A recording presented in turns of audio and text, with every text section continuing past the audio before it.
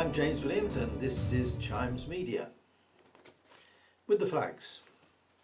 Okay, I'm going to take my ugly mug off the screen in a minute and just do a talk basically with a few pictures. So bear with me and give you a chance. What I normally do is I like watching Sticks and Hammer 666, so I usually cut up potatoes while I'm listening to him because he doesn't do any sort of visual stuff apart from his long hair mug. You know. Anyway, so here we go. But I want to start off with a story that something happened to me when I was just a little 4-year-old boy. I'm a little man, but I was also a little boy as well. So when I was 4 years of age, we were living in a village in Lincolnshire, quiet little village in Lincolnshire, out the way. And there was one village shop. They had a pub. And I was friendly with the little girl across the road, who was a couple of years older than me, so quite significantly. So she was about 6 and I was 4. And at the back of her house, of her parents' shop, was a field. And just about 100 yards or so away, there was an old tree stump.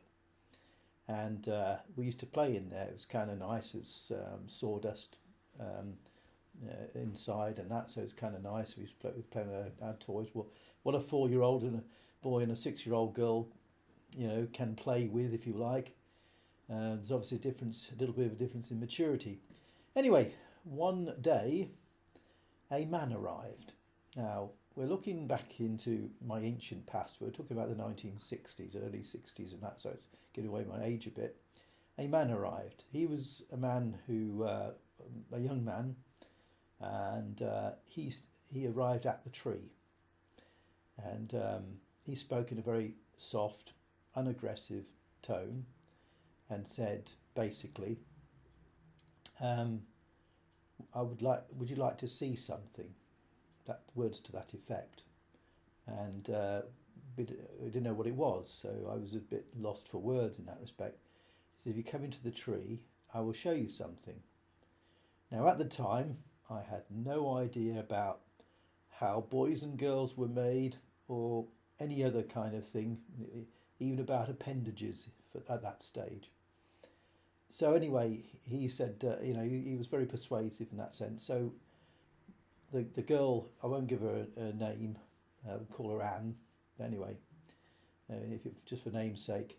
So she said, okay, I'll go into the tree. And I said, well, I don't want to, right? Being an awkward boy, even at that age.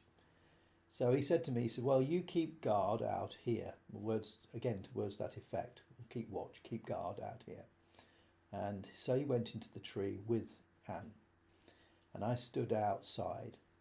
And I'd been instructed by an adult to perform a task. And adults were always to be obeyed at that stage. I was preschool, So I stood out there, and this terrible doubt, anxiety came into my mind that something was wrong, but I didn't know what it was. I had just a strong urge that something was wrong. And then I took it upon myself, which seemed like an hour, 3 days even, I took it upon myself to run towards her parents' house. And my little legs, 100 yards for a 4-year-old is a long way. So I ran as best I could, and I ran in fear of being caught.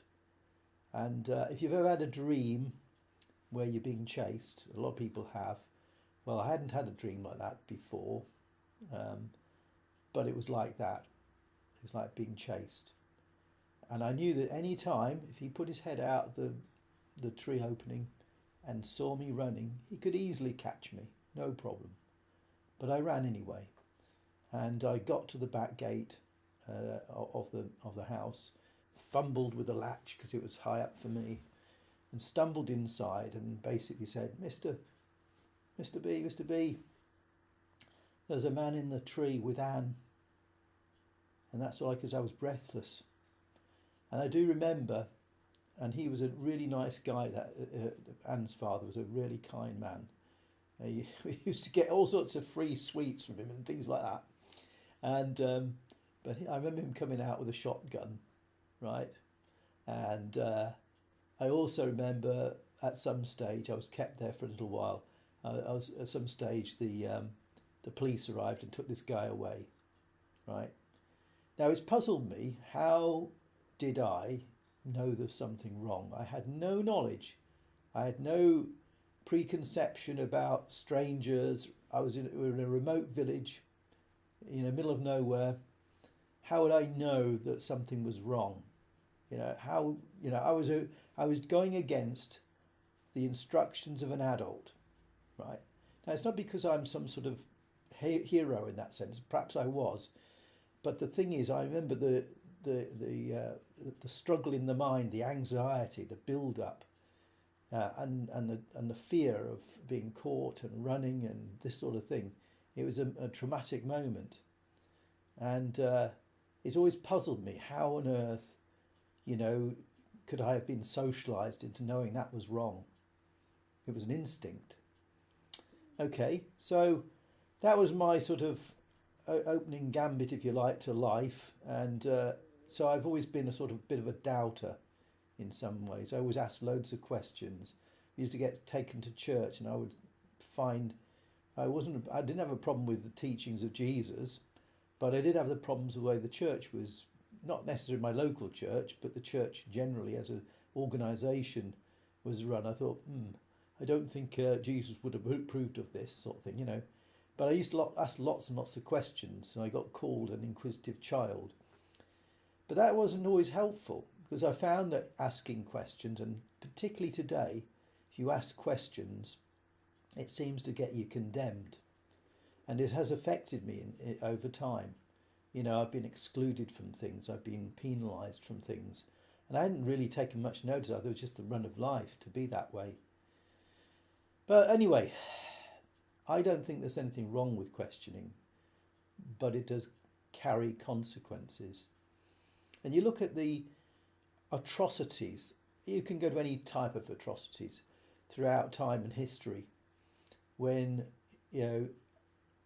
tyrants have taken over, where people have been put to death for no reason at all, tortured, horrible crimes going on. And one of the things that's missing, seems to be, is the courage to speak out, because very often by speaking out, you are the next one to get chopped. So it's a very good deterrent to doubting and questioning. But it's an important capacity that we as humans have. And it takes a lot to challenge things. Now, there's a feature I noticed as well. It's kind of interesting. I got involved in what was called the men's rights groups, movements, but it's not a sort of anti-female thing as it's cast as. That's what the pejorative feminist cast as. They say, oh, it's a woman hating. Absolutely not.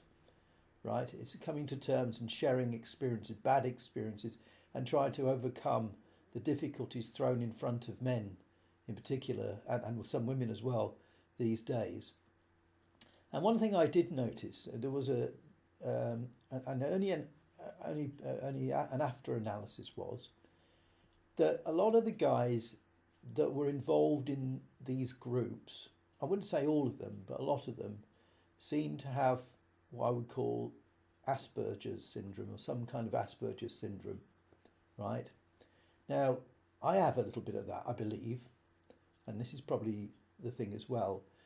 With Asperger's, you tend to be clumsy with words, or you can be clumsy with words. You don't always realise that you're saying something which is offensive. You don't always see all the nuances in the facial features of the person you're talking to. So you can be a bit forward and that sort of thing. But also, it does seem to encourage a pursuit of a kind of truth with Asperger's, because you're looking for rules and guidance, something which tells you, well, don't do that, that's wrong, or that's the way to do things.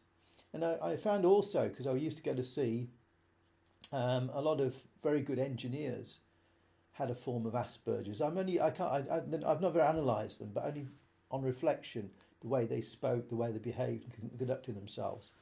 So it seemed to be that Asperger's people went for a sort of like objective type, scientific type, mathematical type uh, occupations, those sort of occupations that required that.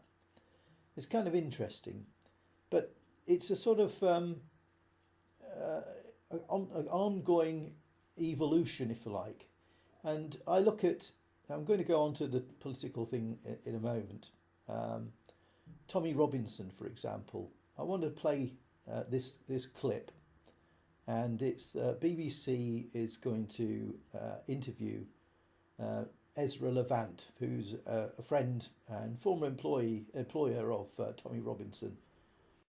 Ezra Levant, very interesting man. He's not a great fan of the mainstream media. He's a supporter of Tommy Robinson, and he's the editor of Rebel Media in Canada. He used to employ Mr. Robinson.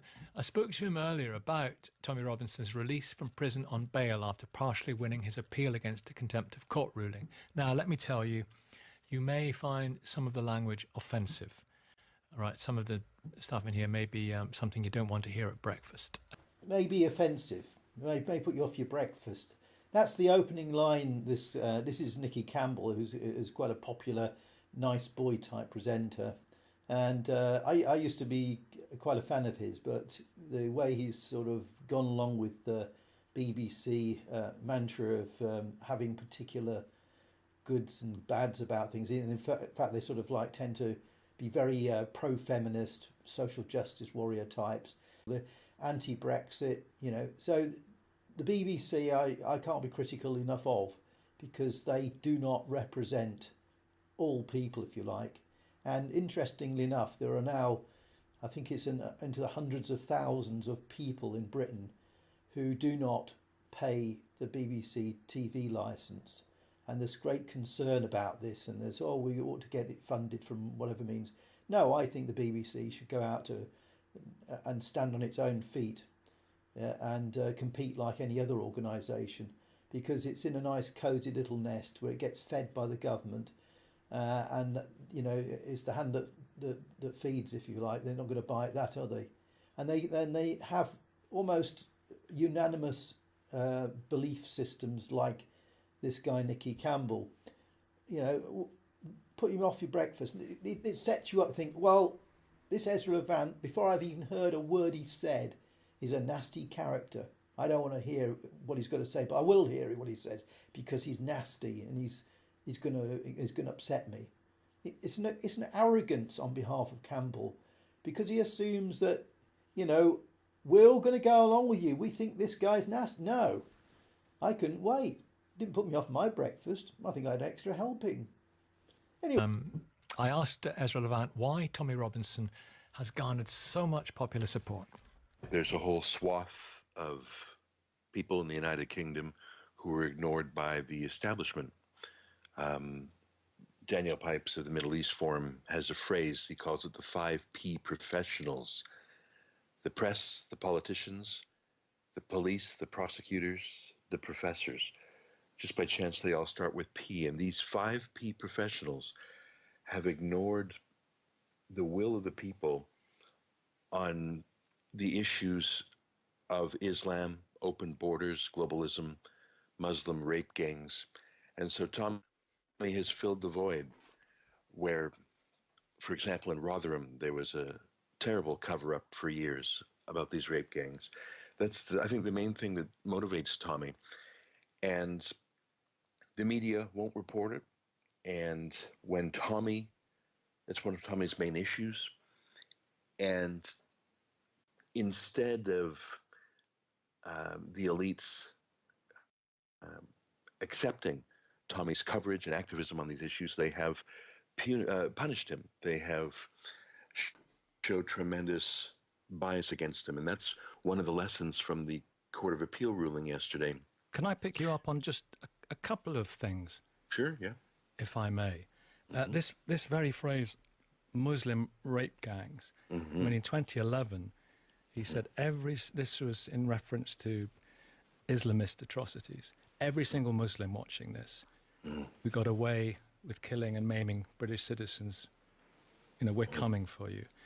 At the time, if you can think of it, the EDL was formed basically because fallen soldiers, British soldiers, were coming in through Brighton Orden, and instead of being going through a parade of celebration, having them back and celebrating their sacrifice, they were spat upon by groups of rabid Muslim followers. I wouldn't say all Muslims, but these were radical ones.